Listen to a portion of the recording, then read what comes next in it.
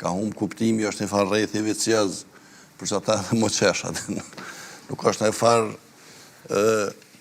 prezentimi. Ju ishini këtë lëvizjet parancishme këto aderimet që po bëhen?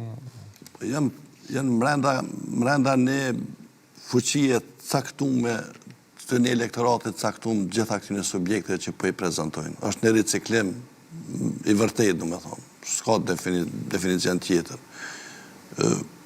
Disa nga figurat që kanë qenë gjatë në subjekte të tyre dhe për arsye që si din askush, në kohës që janë shfaqë në publik, po të çdo herë kanë qenë pjesë e atij subjektit. Jo, Agit Qeku s'ka qenë pjesë e AK-s, nuk e kujtoj që ka qenë pjesë e AK-s në herë.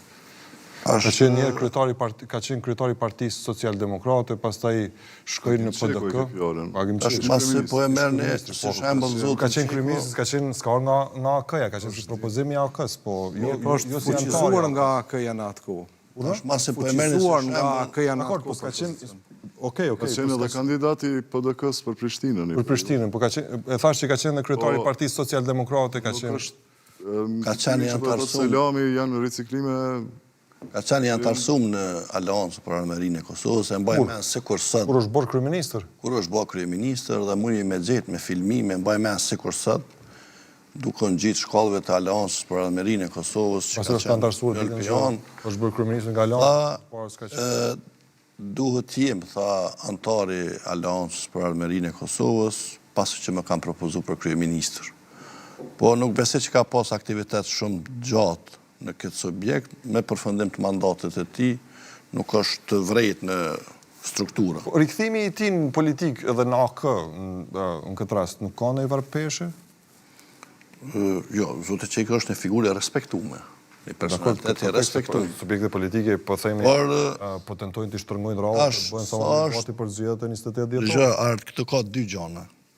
Partitë politike duhet prezantojnë skuadrat e tyre që pretendojnë me qeverisë, edhe duhet të prezentojnë domethënë figurat të cilat mujnë me marë votaj përtej elektoratet që kanë pas deri tash.